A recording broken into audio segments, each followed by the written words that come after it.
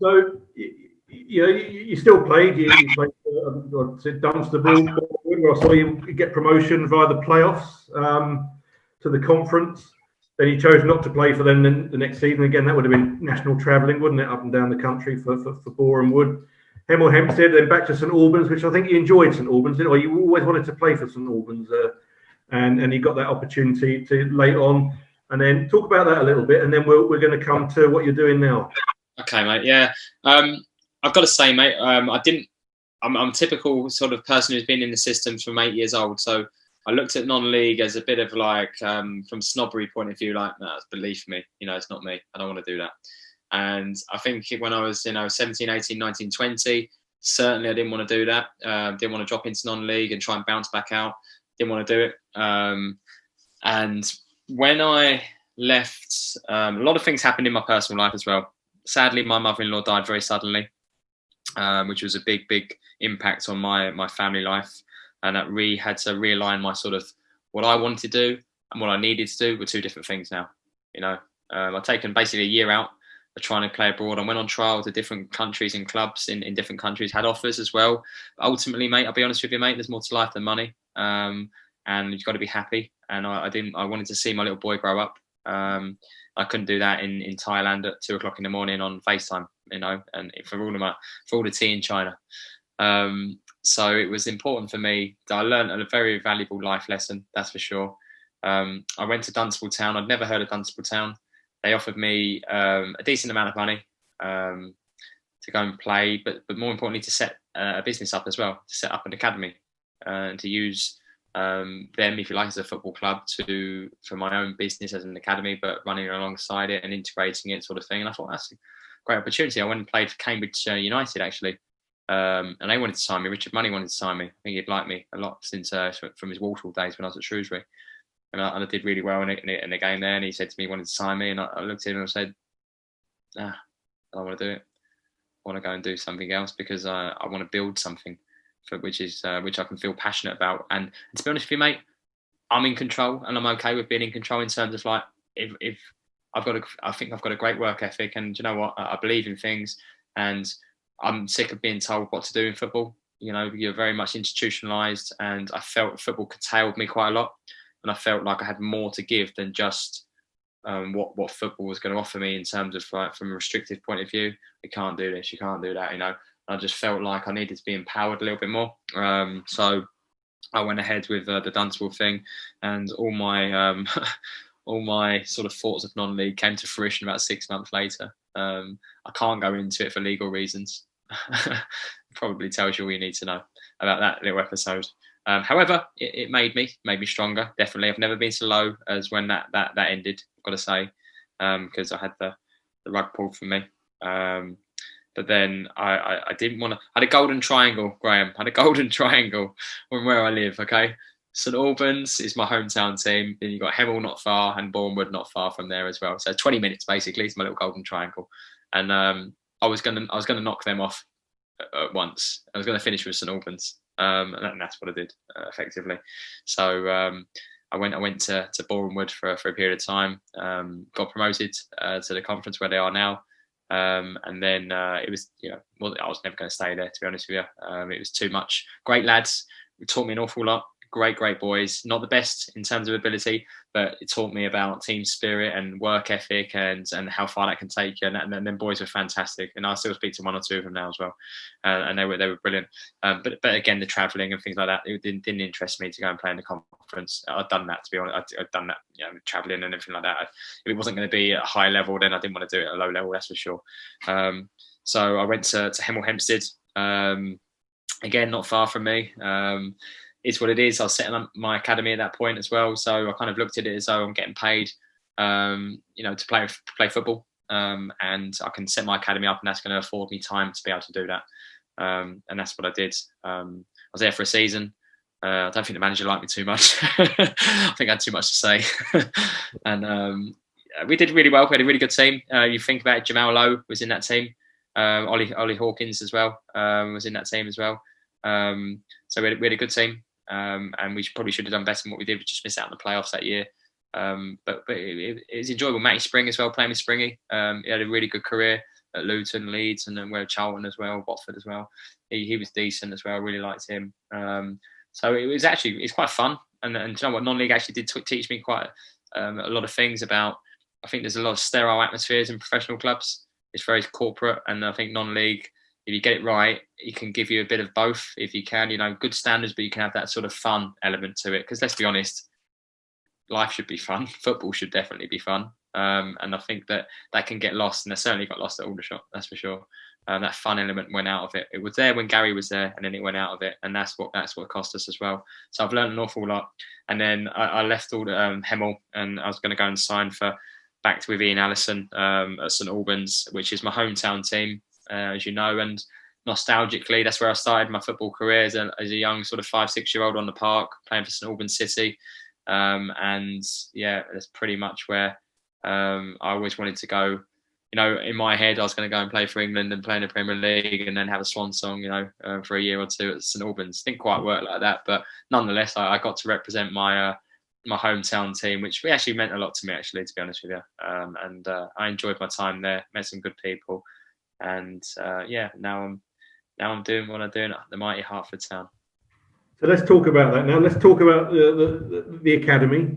Give yourself a good plug, but also talk about management, because you're now managing a non-league team. And talk to me about how different is it being in charge of a football team, having come out of the pro game. What did you learn from the pro game? What did you learn from some of your managers that you now, as a number one doing that, has been an influence for? Everything, good and bad. You can never not learn from someone, even if it's a bad thing that they do. You can try not to do that, basically. The big thing for me is honesty, integrity in terms of an energy, enthusiasm, passion, life. That's what I look for in a player. I'll help you with the rest. But if you don't have that, it's really difficult for me. I watch players. I've just come in from training when I've spoken to you, sort of thing. So my days are a lot longer now, Graham. But I haven't worked a day in my life, mate. To be honest with you, I'm very lucky, very, very lucky. But I'm dealing with. Let me answer your question. Really, it's difficult. I've had so many good influences, standards. Doing things properly, professionalism, things like that. Were installed for me from a young age at Watford. They did a great job doing things like that sort of thing. My first full-time manager when I left school was Dave Hockaday. Then I had Nigel Gibbs, 2 right backs, Gary Peters, another right back. So my first 3 coaches, managers were all right backs. And I learned so many things off all of them, to be honest with you. Gary Peters' work ethic, incredible. 65,000 miles a year he'd do in his car, because he'd go and watch every game going. Any game in the Northwest, he would be there. Reserve game, under 18 game, he'd be there. Just how to handle yourself as a person as well was huge. And that's something that I take now into my academy, and certainly into Hertford as well. And how Hertford is now is I am the manager there. We run the club as well. There's 3, 4, 5 of us that run the club as well. So it's not just managing a football team. It's actually going to Costco and getting all the beers in. And then how many Stellas do we need this week? Okay, we've got a big game coming up this week. I've cut the grass today. I've got gone down the pitch and it was cutting the grass with the mower. It's not a sit-on mower, it's a push mower as well. So doing that today because we want to get the pitch nice. We've got a few games coming up next week, sort of thing. So just things like that, Graham, I love, to be honest with you. And my vision, my dream is to build a football club, and one that's built on great work ethic, great energy, great attacking football, young players, trying to produce young players and trying to push them on. So my academy now is 5 years old. And we've had some really good success with players, that have come to us and that have gone on into the Football League, and I've helped them achieve that sort of thing. And I've got the project. Project's the wrong word, really. I don't really like that. I mean, we're trying to build a football club here at Hertford with the same identity as. I know it's going to sound silly, but with like an Ajax or a Barcelona type, in terms of how we can do things and the ethos and meaning behind that as well. So it's got to be done for good people, and we want to have a certain type of person and player with that, and we want to be the stepping stone, or maybe the first port of call on their journey into having a great career. For example, we had a boy last year who's on loan from Norwich, who's gone on to Salford City, the goalkeeper. So straight away from Hertford Town to Salford City, I think it's fantastic. He played 40 games for us last year, and trust me, he got a hell of a lot better as a person, first and foremost. But there's been other players as well, and I want it to be a place where young players can come in, they can train, they can work hard, and they can go somewhere with it. It's not your stereotypical just turn up, have a pint of beer with your mates, and go home again. Non-league football club. I want more than that from it, and I want to be able to build a football club with a real meaning to it as well. So my academy can feed into that, if you like, if they're good enough. I mean, we have international players in my academy now, would you believe, as well? You know, we had a Georgian international come to us this week who's educating. He's coming in as a scholar, if you like, so he's doing his education and his training with us full time. We've got an Albanian international with us as well. We attract players from. I've got 2 boys from Tottenham as well, other clubs, Watford, other clubs as well, Cambridge United and things like that sort of thing. And also have players from grassroots teams that are good as well, that have done exceptionally well. I've got a boy, Isaac Pedro, who's my captain at Hertford, who's 19. Unbelievable lad. I trust him with my life, and really buys in. He's been with me 3 years. This is his 4th year with me now. Great man, and good player as well. Really like him as a player. And he got pointed out the other day by Malden and Tiptree's manager Wayne Brown, who used to play with as well. He asked me about him as well, sort of thing. So slowly by slowly, we're going to try and make a noise in terms of like producing players, but it's done quietly. It's done with our results, not necessarily always on a Saturday, but we've actually started the season off really well, and it's taken a year to get to a level where I think we're competitive. To be honest with you, I mean, last year was our average age was 18 last year, so I'd imagine that's probably the youngest senior men's football team average age in the country. I'd imagine. I don't know that, but I'd imagine this year is 19 because they've just got a year older. And I still play as well. I still shout a lot. As always, I'm still an angry man when I play because I want to win. But it's no, I think it's a great project, Graham, and it's a great sort of something to really get my teeth sunk into. And I'm here for the long term as well. I really believe in it. And I really want to develop the football club, both on and off the pitch. We're in partnership with my academy at the local school, which is an all-through school called Simon Ball School in Hertford, which is fantastic as well. So the boys are educated there. It's an Ofsted outstanding school. The teachers there and the people that we deal with are unbelievable. They care about the kids so much. And for me, combining education and football, we're aiming for the top football-wise, but we're giving you the safety net and the backup of a great education as well. So we've had boys that have gone into America on scholarships, boys that have gone to university, boys that have gone into professional football in this country and other countries, and the workplace as well. So for me, it's trying to build a real hub and a community sort of feel at the football club, really, using our methods. It sounds really good, and it sounds like you're very enthused about it. You can tell you've got the enthusiasm for it, and you're enjoying it, and that makes all the difference, doesn't it? As I said to you before, mate, I've never worked a day in my life. I've never had a job interview. I genuinely, the bigger picture sometimes is up there. Of course, it is the vision, and you can see it, and you know you've got to tread the path to get there, and that path is sometimes rutted and got holes in, and ups and downs along the way, and that's your day-to-day stuff, and that sometimes frustrating. But it's something you've got to go through to get to where you want to get to. But I do sometimes look around, Graham, and I put my football boots on for a living. I go outside and I help, basically, in layperson terms, I teach people how to play football. And if you said to me at 16 years old, Graham, that I would have boys actually coming to me to do that when I left school, I would never have believed you, to be honest with you. So for me, it's an enormous privilege to have a first hand in young people's lives and trying to make them better people, educated people, and obviously trying to make them footballers as well. And not just the footballers that we have produced that give me great, tremendous pride. There's other people as well that have gone on and done incredible things. Like I've had a boy that's gone to America on a scholarship. He came from Hungary, for example. He's now married to an American girl. And that just blows my mind, because I think to myself, like, that wouldn't have happened had he not come to us, and it just changed his life, and hopefully for the better. And things like that sort of thing are really pivotal to us. And I know we can get bogged down in the nitty gritty of football and things like that sort of thing, but there's lives, and we're all people. And it's, for me, we've got to have that more aspect in professional football, because I think that gets lost. The person gets lost. It's all about results. It's all about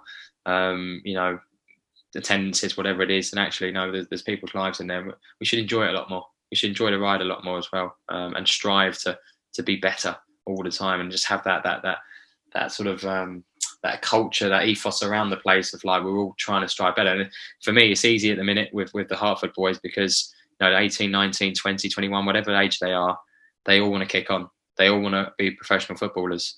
So how are they going to do that? Well, they've got to make a noise somewhere. And they've got to do well for Hertford, for example. Scouts will come and watch us play because we're young. And if we do well, more scouts will come and watch us play. And, invariably some of the players will get spotted and, asked to go on trials and things like that sort of thing. So for me, it's a tremendous honour, to be honest with you, to be a custodian of a football club and to try and really, really build it from the bottom upwards, really. And it's tough. It's not easy, but as you know, and that's why I do talk to you about setting football clubs up and how to get them running and things like that sort of thing. But it's it's done with good people, mate. And really, when you think about how much you've achieved in a year at Hertford, you're actually now getting bigger crowds than Tottenham are going to get for the next and Arsenal, may I add as well. Thank you. It could be a really good thing for us in that respect. I mean, obviously, it's just not ideal for anybody, but obviously Tottenham and Arsenal are our local teams. Tottenham more so. Everyone supports Tottenham around that Hertford area, basically. So if we can really tap into the community in terms of, like, the school, as I mentioned, and things like that sort of thing, but also play a good brand of football where people want to come and watch you, because there'll be people out there that have never come to watch Hertford play before, that are, say, a Tottenham fan, season ticket holder, or whatever, don't get the time to come watch Hertford because Tottenham are playing. They need their football fix. They might go, do you know what, I'm going to go and support my local team. And if they understand the story of what we're trying to do with young players and how we're trying to play as well, you'd enjoy it, Graham. Win, lose or draw, you're going to get entertained, that's for sure. And if you can buy into that and understand that, then I think that the level we're at, do we want to get better? Of course we do. But at the same time, you can really buy into it and see what we're trying to do, and we have an identity of what we're trying to do. So for me, that's the biggest thing that our message across to people. And if we can get more people coming to watch games, the potential is there, mate. We had 608 against Ware, which is a local derby. We had 230 against Small and Tiptree in the FA Cup, which is our only home game so far. So if we can really start to tap into that, I think we can get, build on that momentum and build a football club properly, basically, mate, where more people come through the gate and more people are happy to come watch us. That sounds really good, Ben. I'm going to turn up one day when you don't expect it and see how you're getting on. But it's really good to see what you're doing there.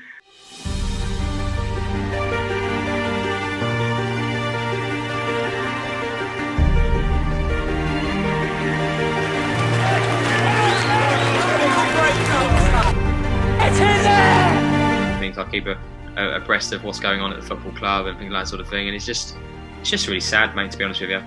From where we were, playing Rotherham, playing Man United, playing West Ham, as we've spoken about. I meant in the playoffs, Rotherham, not when we got relegated. Looked like you had something going with Gary again, and could you build from that? Could you invest as well at the same sort of time and help? I think he done unbelievably well.